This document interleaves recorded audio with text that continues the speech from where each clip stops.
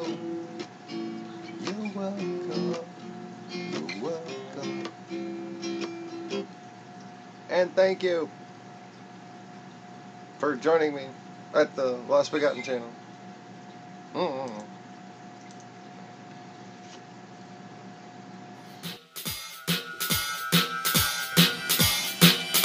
yes, Mr. Politically incorrect. It's become politically incorrect to refer to him as exactly what he is. A traitor, a tyrant, and a corrupt piece of shit.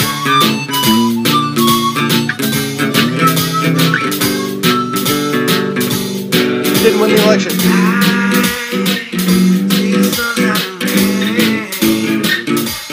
Takes my pain back to a place I don't understand. I know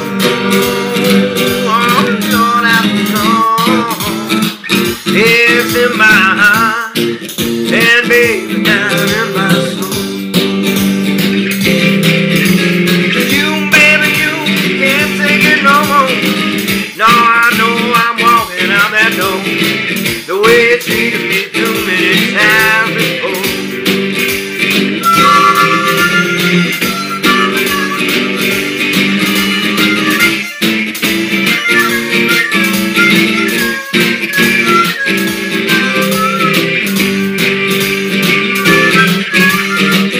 Don't you know you love me, baby, too? Oh, you know I want you there, I wanna be right there with you. I know I gotta keep you by my side today I've died. Cause baby, ecstasy is in my hand. Oh, when I'm holding yours in mine and walking in the sand. Oh, baby, you know it's fine. Now you done and piss me off. You ain't done something you shouldn't have done. Baby, I'm mad. I'm going on. Oh, I'm going on.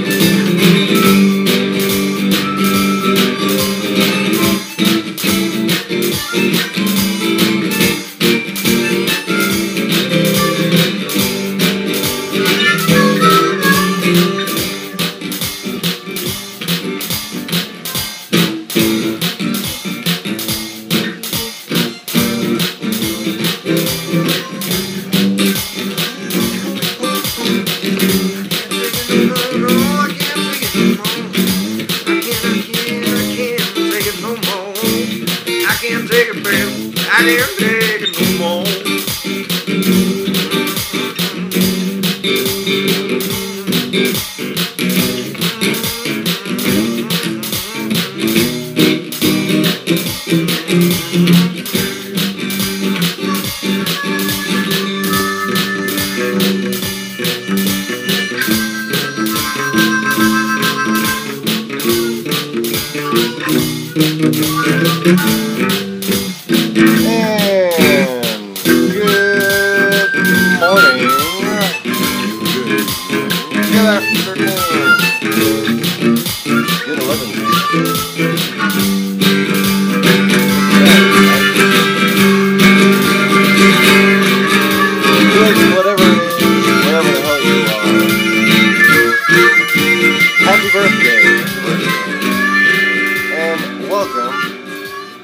To the Lost Begotten channel.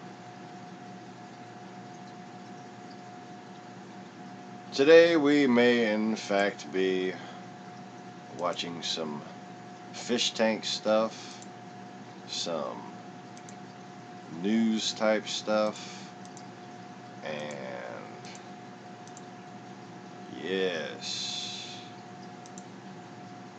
be talking about things, generally speaking. But first, good morning, Polly. Looks like you're the early bird this morning. Had a broadcast kind of late last night, early this morning. It just ended a couple hours ago. Because, you know, I don't need sleep. Who needs sleep? Fuck sleep. Good morning, Lacey.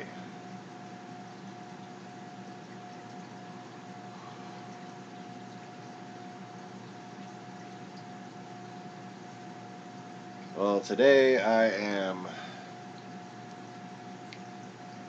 Let's see, what have I been doing? I've been designing inventory shelves. Now that I've just fallen in love with my latest attempt at an inventory shelf. And, still waiting to see what MSNBC is doing about the side loaders.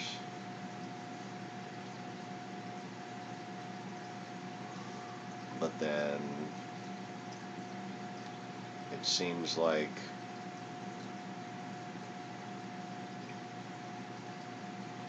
if they haven't done any copyright claims against my previous videos, I don't know what they're going to do anymore.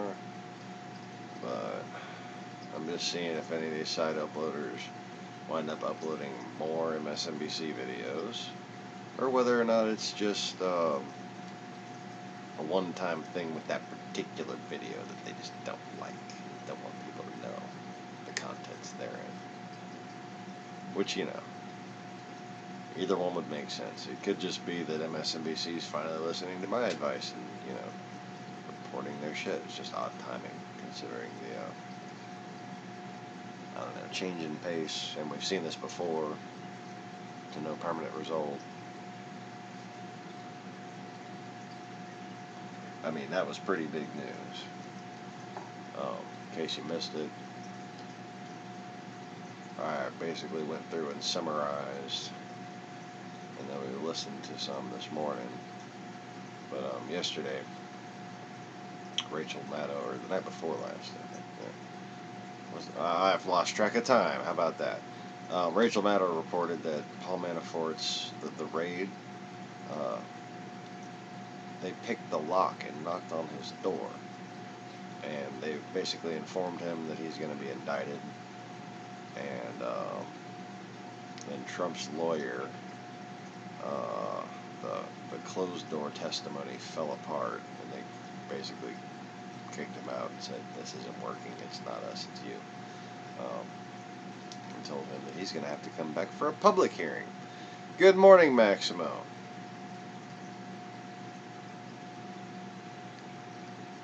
So, how is everyone this morning?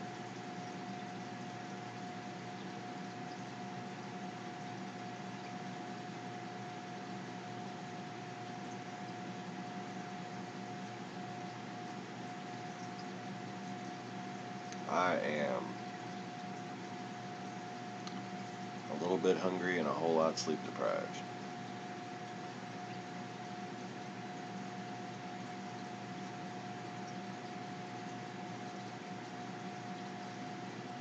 But Lou Dobbs and Sean Hannity think Trump is, quote, "he's pretty close to perfect." Wow.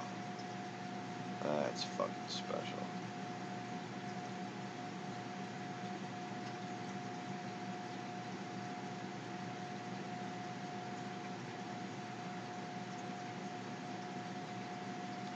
Oh boy. Megyn Kelly's on Ellen.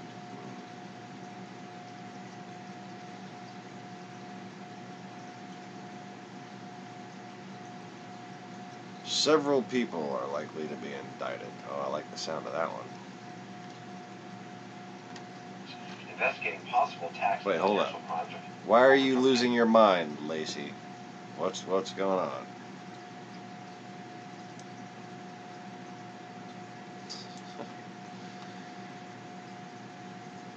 Well, that's to be expected.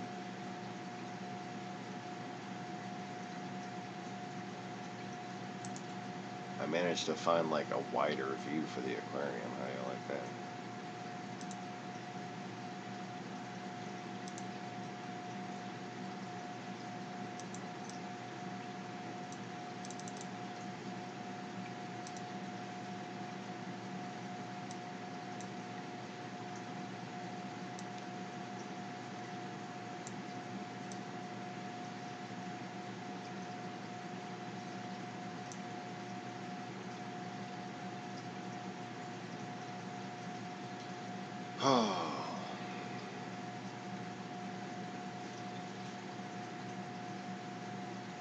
So the one mushroom looks like it's doing better, but the other two look like they're still pissed.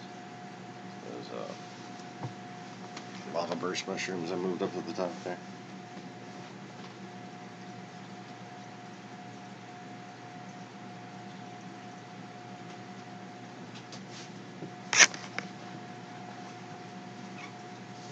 They don't look too pissed. I guess they look less pissed than they were. Anyways. AC360. Oh, I'm sorry. Investigating possible tax and financial crimes of former Trump campaign manager Paul Manafort. As you know, the special counsel's effort is just one of multiple investigations on Russian meddling in the election. Joining right Congressman Jim Himes of the House Intelligence Committee. Congressman Himes, I'm wondering what your reaction to this reporting that Mueller's focus on Manafort spans 11 years, back to 2006. Yeah, good evening, Anderson.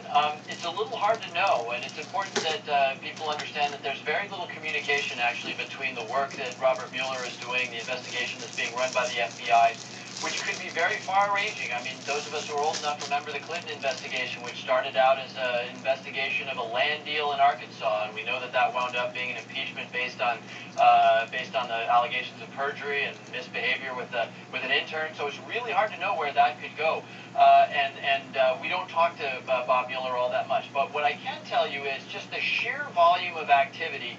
And we've seen it in the press. CNN has broken some of this. You know, the purported picking of the lock and all those stories that are out there suggest that there is just a huge amount of work being doing on Paul Manafort. And from my standpoint, that's interesting because Manafort is one of the, 2 or 3 nexuses, maybe 3 or 4 nexuses between people who were very close to the Trump campaign and Russia. Joining, of course, Michael Flynn with all of the contact with the ambassador, Don Jr. with the meeting with Russians. And, now Manafort is a guy who worked for President Yanukovych of Ukraine, who was very, very close to Putin. So clearly there's the possibility that there was some sort of communication there, and that's what we need to better understand. When you see the tough tactics being used by Mueller's team, by the FBI, according to the CNN's reporting, searching, going in with guns drawn, no knock, searching Paul Manafort's wife for weapons, telling him that he's going to be indicted or he's likely to be indicted. To you, does that seem like they are wanting to turn him, to get him to flip on any information he may have?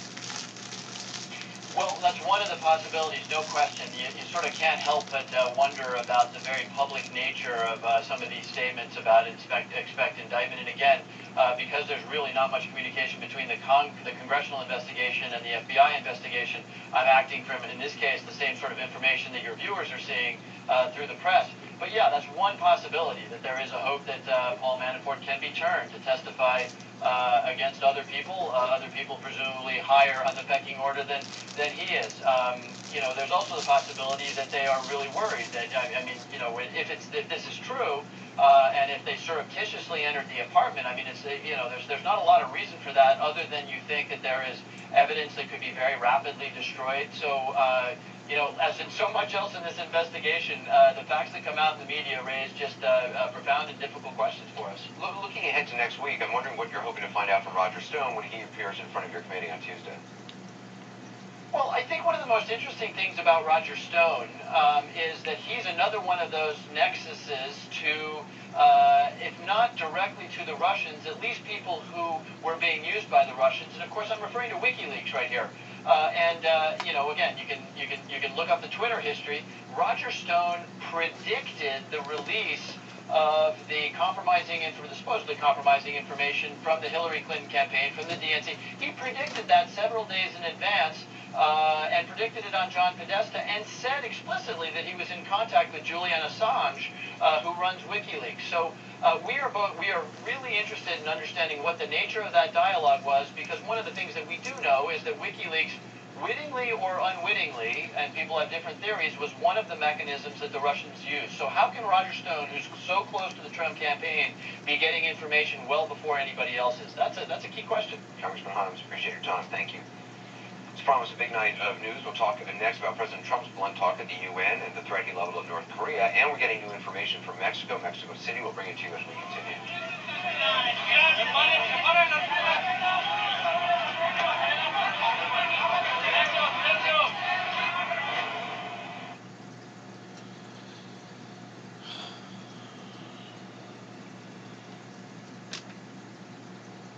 Huh.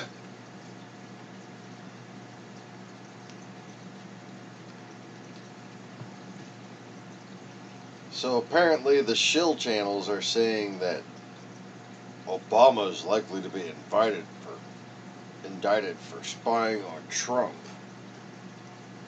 Oh yeah, sure. That ship will fucking sail. And then, just a couple of recommendations down. These are recommended videos. I don't get recommended videos because I tell, like, the truth.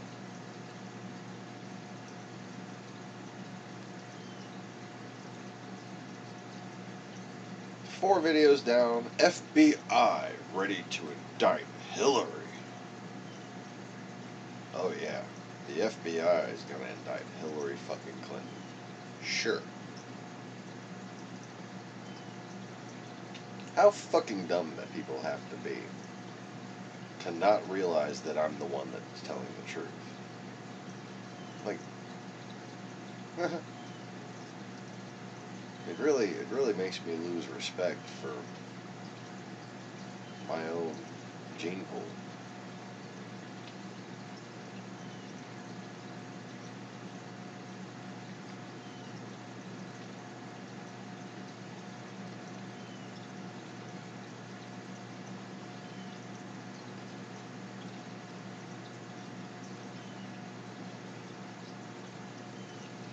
End Times Prophecy News needs you to know that Michelle Obama's lunch program is connected to an indicted criminal.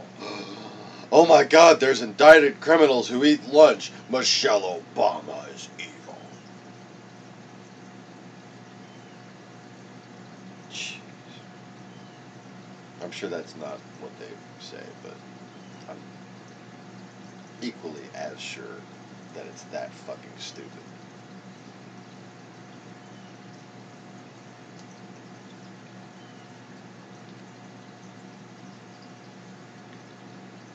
So anyways,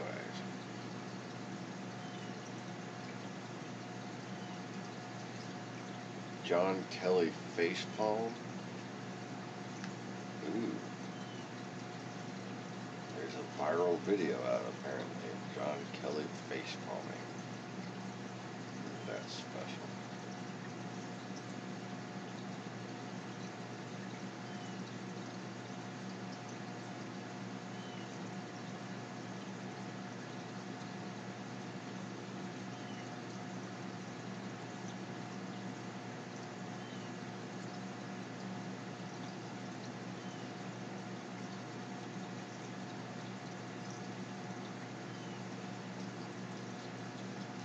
Yeah, everything's about the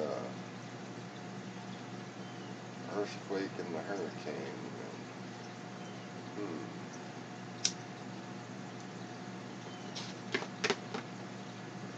Everything else is about stuff that I've been warning you about. So, like, it's funny how that works. Basically, the news has been taken over by either things that I've been trying to warn you about for years, or record-breaking natural disasters. Stuff like that. Floods, earthquakes, and hurricanes, tornado outbreaks. Fucking tornado outbreaks in Louisiana. Man. We didn't even used to have tornadoes in Louisiana. Like at all. Once in a blue fucking moon. Right, we're just like, oh look, it's a day with fucking 5 tornadoes rolling through Baton Rouge and shit. Like, what the hell?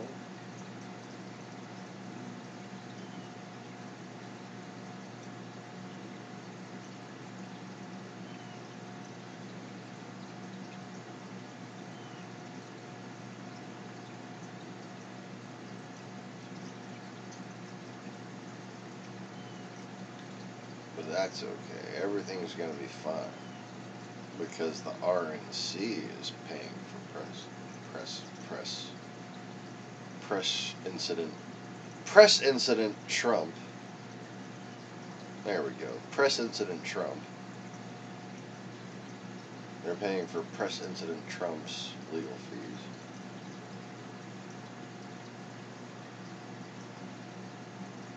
He's not the precedent. He's the press incident.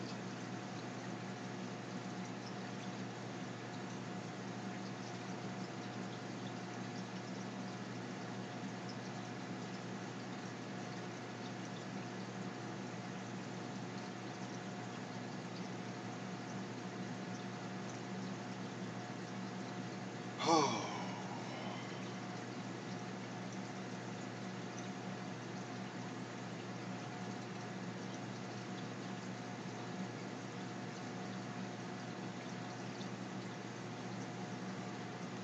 Let's see if Morning Joe's got anything interesting. Yes, we're following a number of breaking stories this morning. President Trump puts America first at the UN and steps up his warnings to North Korea. Meanwhile, Republican senators... He threatened to completely destroy North Korea, not remove its regime or anything. He basically threatened genocide.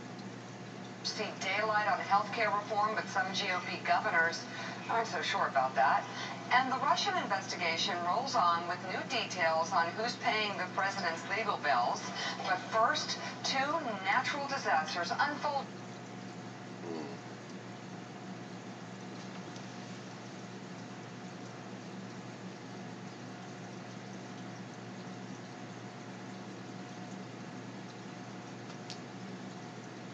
Well,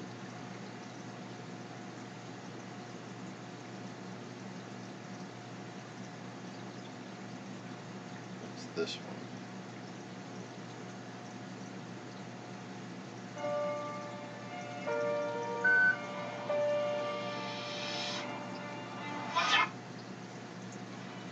This is 666 Fifth Avenue, just blocks away from MSNBC's headquarters in New York.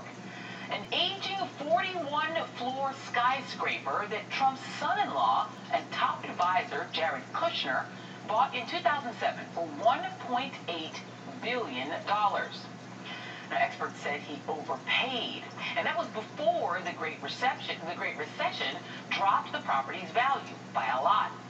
And now the Kushner family real estate business is strapped with a $1.2 billion mortgage with escalating interest rates, not enough tenants to cover the interest payments, and a bill that comes due in 18 months. That may explain why Kushner has been on a globe-trotting money hunt. The problem is, Kushner's role in the White House has made 666 Fifth Avenue toxic to potential investors, according to the Chicago Tribune. You might say the property is bedeviling him. Joining me now is Tim O'Brien, MSNBC contributor and author of Trump Nation, The Art of Being the Donald. Tim, we brought you on to talk about Donald Trump and Jared Kushner, but I cannot resist asking you about his tweet storm this morning. Donald Trump went on a little bit of a tear. We're going to get into it later in the show. What is this about? A train with a hat? A gif of Donald Trump hitting a golf ball and hitting Hillary Clinton with it? What's going on in his head, do you think? Well, you have to wonder what the president ate for dinner or maybe had for breakfast when this kind of... It's called a GIF, dear. A GIF is a file that changes images. GIF is a type of peanut butter. thing happens, Joy. It's befuddling. It is not presidential. He's sort of gestured this morning at Rocket Man in North Korea. He's made fun of his former opponent in the general election.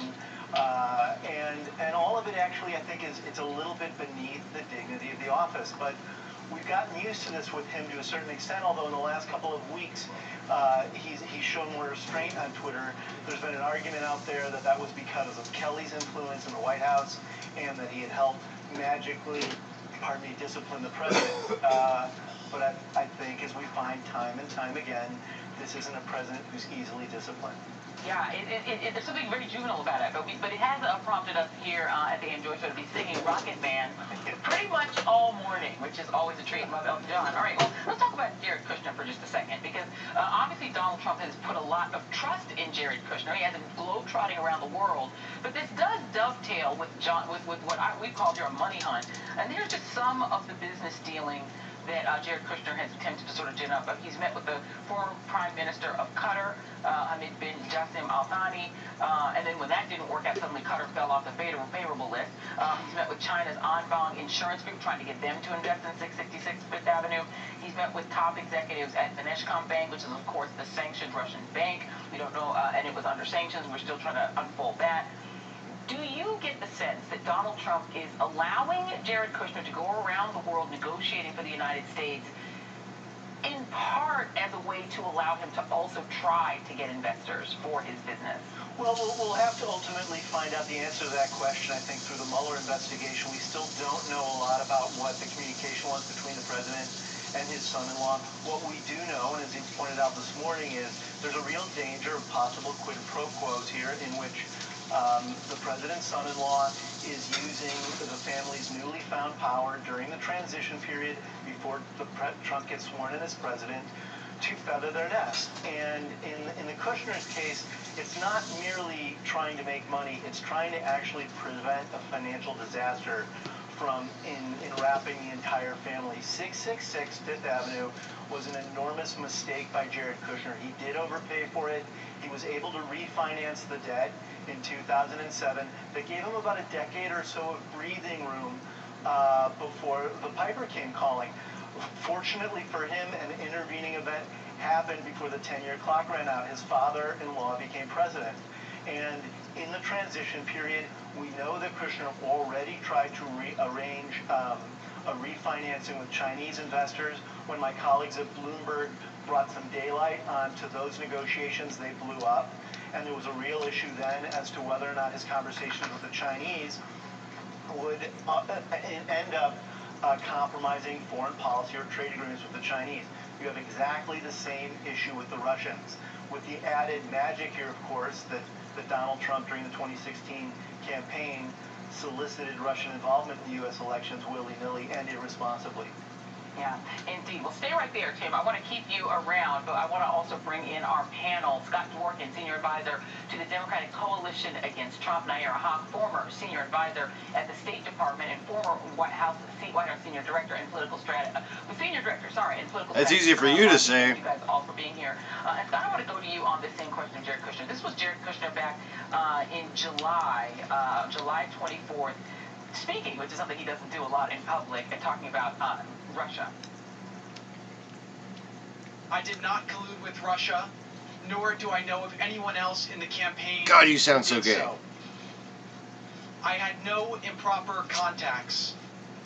I have not relied on Russian funds for my businesses. And I have been fully transparent in providing all requested information. Scott, you do a lot of digging about Jared Kushner and his business dealings in Russia. Is any of that true? No. He colluded with Russia. I think that's been proven at this point. But whether or not it was criminal, it comes to the context of the campaign. Well, when you say he colluded with Russia, what do you mean? I think that he partnered with Russia in an effort to undermine the U.S. election. And what specifically would he have done to do that? Running the online operation program with Russia in tandem and targeting things on Facebook and on Twitter to try and undermine the election. So the idea, of course, we know that, and none of this has obviously been proven by Bob Mueller yet. He's still investigating it. But the idea is that Jared was actually in charge of the online operation for the Trump campaign. And so the question would be, could the Russians have figured out on their own, without someone on the American side saying, no, target this state, target this kind of voters, and giving them some metrics? Is that what you're getting at? Exactly. And Nair, the other piece of the Kushner puzzle is this question. He said also he had no improper contacts, which we do know that he had that meeting, a couple of meetings. There's the one with the Nechnacom Bank that has come out, that meeting in Trump Tower with Donald Jr. and others and many Russians. It's not clear we don't know what they talked about in those meetings, but is there at least a circumstantial case here that some of what these meetings were about was 666 Fifth Avenue? But this is generally why you don't mix family, politics, and business, right? This is part of what the Emoluments Clause was going at, because we don't want the United States, the presidency, to be operating the way these kleptocracies operate in Russia and elsewhere around the world. So this is already problematic for us culturally in the United States, and that's essentially what the Mueller investigation is getting into. And they're getting into it in partnership with the State Attorney General of New York, and that's key, particularly when we talk about the 666 building, because that's New York real estate issues, which then allows a state crimes, right, potentially the state challenges to be coming if a federal investigation on, say, Manafort gets pardoned by Donald Trump as president. The president does not have any pardoning authority against a case that's brought at the state level. So Jared Kushner could still end up being criminally liable for these contacts with Russia in a way his father-in-law cannot intervene. And just to stay with you just for a moment, having worked at the State Department, when you say the way that these kleptocracies operate, what do you mean by that in terms of what is similar about the way that Kushner is operating in sort of these two tracks where he's doing this diplomacy and also sort of hunting for investors? It's the quid pro quo. Oh, I'm here to talk about policy with foreign leaders, and I will give you what you want, but I also am looking for something I want in terms of money or financial dealings. And it really does end up being a diplomatic way of asking for a bribe. Yeah, and Fernand, you know, the political sort of peril that Donald Trump is in here, this is family, right? Jared Kushner is not just an advisor he can easily just distance himself from. He could fire him, but he'd still be family. And that exposure makes it a little difficult and dicey for Donald Trump. Do you get the sense, just from observing him over this period of time, that Trump is going to have his loyalty to Jared Kushner outweigh the sense that Kushner is a risk to his presidency? Well, I think he'll show Jared the same loyalty he showed to his two wives, mother of his children. He cheated on them both, he dumped them both. And I think that's why Mueller, who's a very smart guy, Joy, you see the noose and the case tightening around Jared Kushner. I think, you know, in Godfather terms, Trump likes to present Jared Kushner as this slick, smooth, Tom Hagen-esque consigliere, when Mueller, I think, sees it more as a combination between idiot son Fredo and treacherous son-in-law Carlo, who you remember got whacked at the end. So I think more and more you see the money laundering case brought in. You see the same ability to try and have vulnerability with Kushner over the 666 building that perhaps the Russians saw, perhaps even asked his father-in-law for help for. I think Mueller sees that as well, and I think he's trying to target Kushner with the idea of getting him to flip, because Trump will eventually dump him, as some of the leaks have already suggested. And Tim, same question to you. I mean, you've covered Trump a long time. How loyal is he, in your view, to Jared Kushner? Well, I don't think Donald Trump is loyal to anyone ultimately but himself. His family has often been an exception to that rule. And clearly in the White House, Jared Kushner and Ivanka Trump are first among equals. But that all predates, again, Robert Mueller's investigation. And Jared Kushner, there's no question that Jared Kushner is an immense liability to the president in the course of this investigation. We know from the Wall Street Journal's reporting that Trump's own attorneys considered essentially ejecting Kushner from the White House a few months ago because of concerns that he was a legal liability. I think that's going to continue to be a problem. The testimony that you referenced earlier of Kushner standing in front of the White House saying there was no collusion or no business deals discussed. Let's remember, at one of his meetings with Russian bankers that was brokered by the Russian ambassador, Michael Flynn attended that meeting with him. And if Michael Flynn was under surveillance, either through email or telephone contacts during that time, investigators are going to have some information about what took place at those meetings via Flynn that may run contrary to what Kushner told Congress. And Scott, I mean, there do seem to be these, multiple points of contact with Russians, Russian businesses, Russian investors. Is that as true for Jared Kushner as it seems to be true for Donald Trump? In some cases, it seems to be more true for Kushner to have these sort of connections. And it seems that some of his best friends are Russians. He vacations in Russia with Ivanka. He definitely has worked with Russian oligarchs. But at the end of the day, you know, this guy is a billionaire. He's not a guy that doesn't have lawyers look at every single thing that he's ever done. So when you submit paperwork that leaves out over 100 foreign contacts and meetings, there's something sinister there. Yeah, and now you're obviously that's the sort of it's the inescapable problem they have, that he actually did fill out these forms and leave out over 100 contacts. And it's difficult to forget that aspect of having met that many foreign officials. And if anything, that should point to the first step being revoking a security clearance. Yeah. He is sitting in the West Wing right now with active access to high intelligence, and then can turn around and hand it off to people so that he can potentially get money for his building. And Bernard, you talked to some of the Republican members of Congress from down there in Florida. Why is there not a call for Jared Kushner to lose his security clearance? I mean, I think there has been in certain circles, but by and large, you got to remember, Kushner, in many respects, is the ultimate gatekeeper in the White House. Trump has basically made him and presented him as this wonder kid who was going to solve every problem in the administration, the center of the spoke of the wheel, and that's why I think all aspects keep coming back to him. But Joe, if I could, I'd like to come back and let the viewers, remind the viewers of a really interesting development in the Mueller case here. It seems more and more that this is being set up as a showdown to target two. Donald Trump Jr. and Jared Kushner. Now we see the noose again tightening around Kushner. And this speaks to me about a focus here to try and get one to flip on the other. And that's why this question that you asked earlier, the right question, where are Trump's loyalties here? I think at the end of the day, blood's going to be thicker than water, and you're going to see Donald Trump Jr. try and eventually turn on Kushner unless Mueller gets to him first. The plot thickens, and we will definitely be watching a great panel. Thank you guys.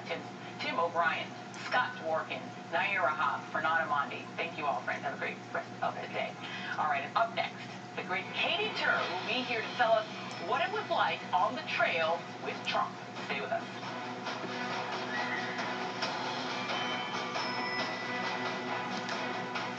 Hey there, I'm Chris Hayes from MSNBC. Thanks for watching MSNBC on YouTube. If you want to keep up to date with the videos we're putting out, you can click subscribe just below me, or click over on this list to see lots of other great videos.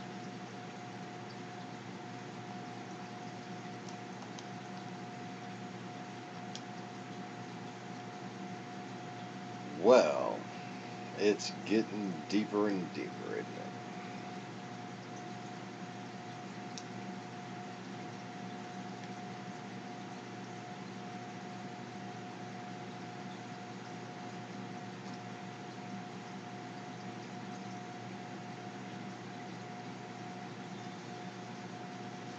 And while Trump is threatening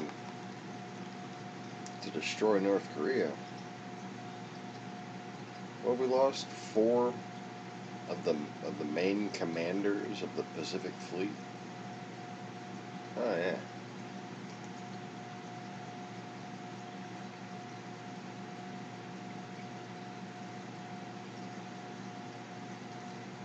Real smart.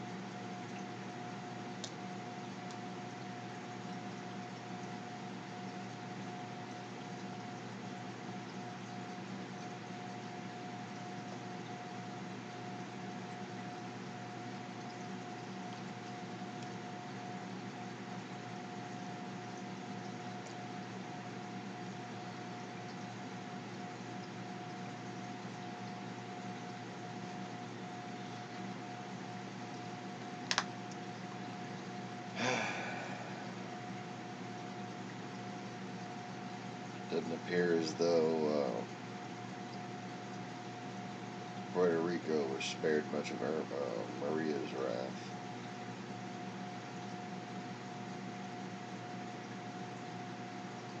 I didn't think I could solve a problem like Maria.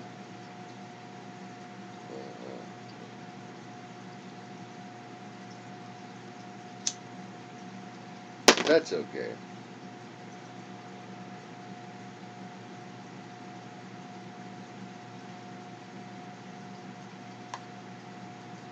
Because We're just a couple letters away from Hurricane Sean. I get to have a hurricane named after me. That'll be cool. if you know, if I'm born, you know.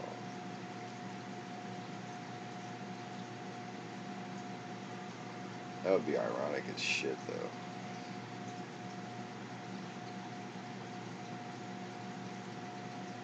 Hurricane Sean forms in the Atlantic, turns into a Category 20 and heads for Russia. After making some short stops at Mar-a-Lago and Jersey Shore.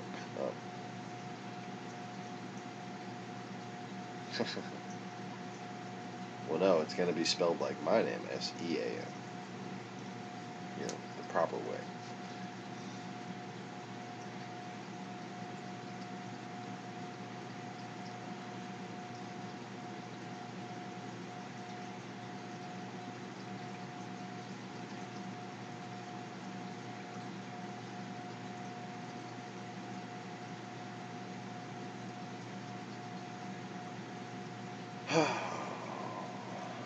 What to do.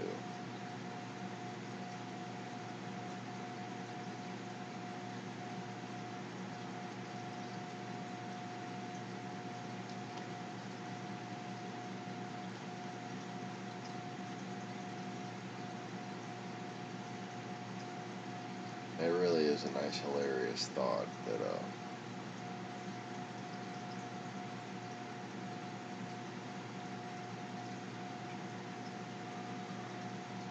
what's up, money?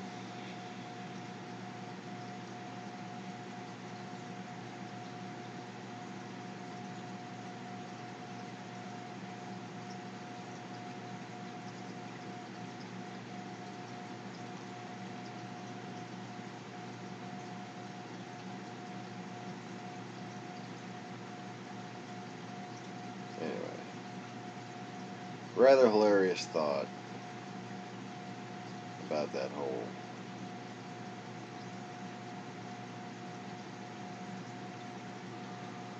freaking lock picking thing. They picked his lock and raided his house quietly so he wouldn't wake up and start deleting his hard drives and shit, right?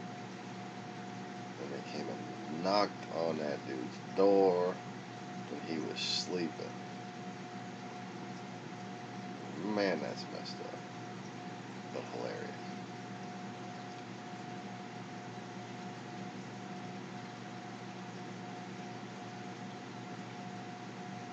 Rain got ugly in New York yesterday, huh?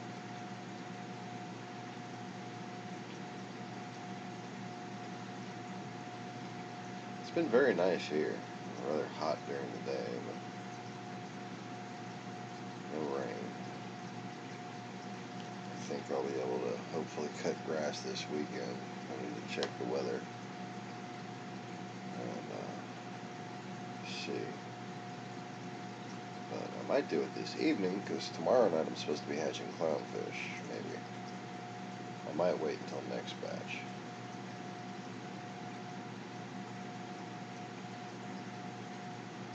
But currently don't have enough money to order more rotifers. So I might be relocated to the default plan of Kobe pods, but I'll see how that goes. Much better luck when I have lots of rotifers to supplement the Kobe pods. You know? But if anybody'd like to send me contributions to the channel name at the obvious place,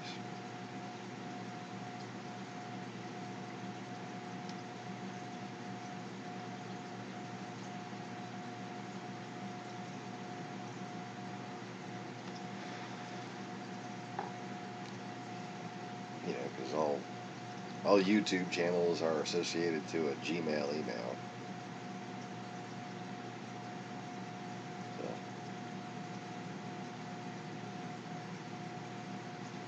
not too hard.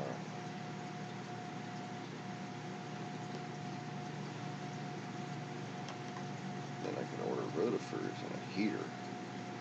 Maybe I'll have better luck getting them clownfish to breed in the spot they're at. Maybe have a whole new series of videos on cute little clownfish babies. And I can actually do some live streams of them once they start growing up, and y'all can see like how they actually progress day by day. It's pretty interesting, I think. But now that I have my laptop in the living room here and I can stream the aquariums, that could be pretty cool.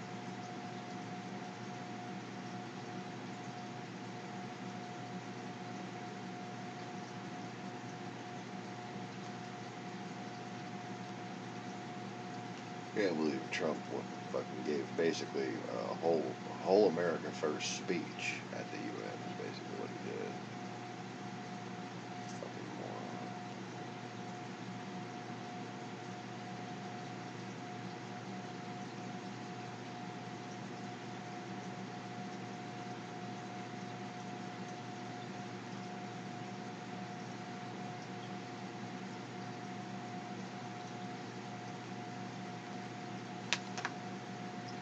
But anyways,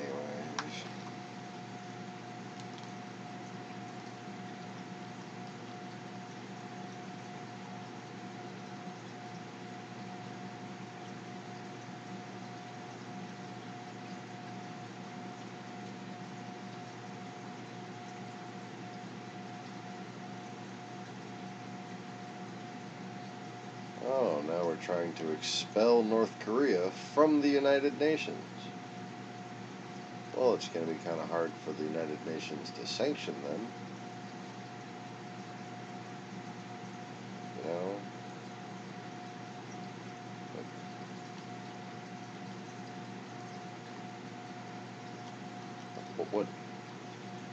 But what sense does that make? What's the logic behind? I don't even get it.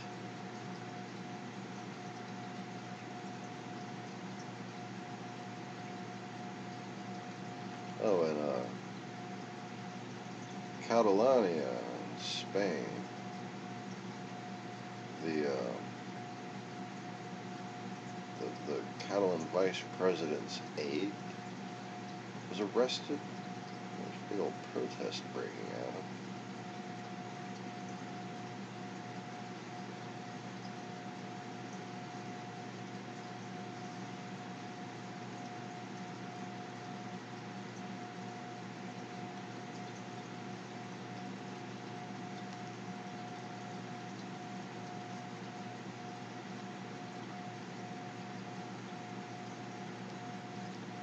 Apparently here shortly. It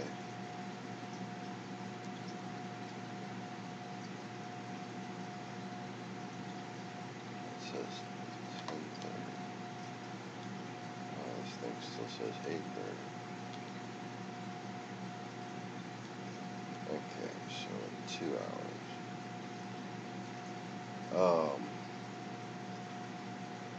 In 1 hour and 50 minutes on PBS NewsHour,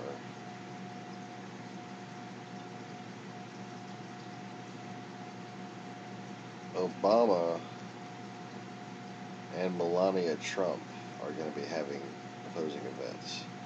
Wow, Obama delivers a speech and holds Q&A at the Bill and Melinda Gates Foundation,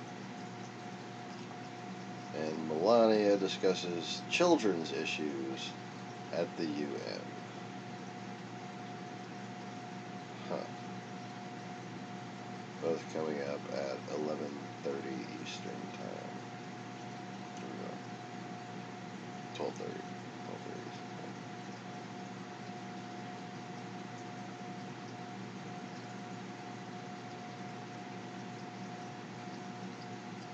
But anyways,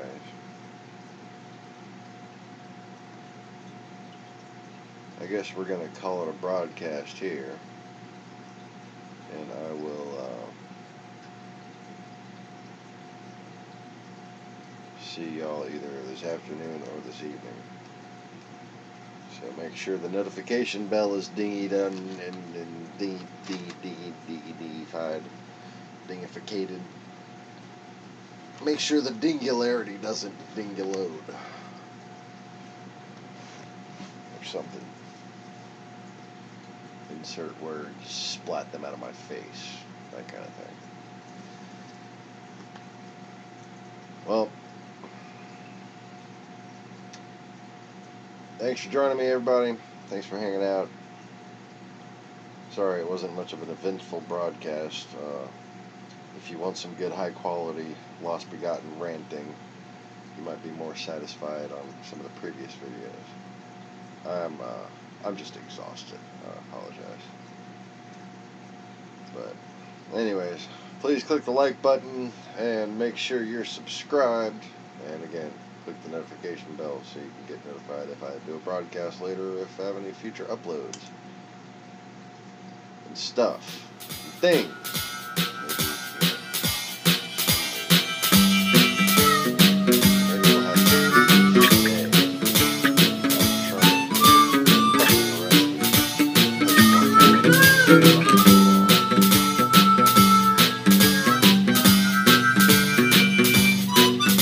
Have a good one.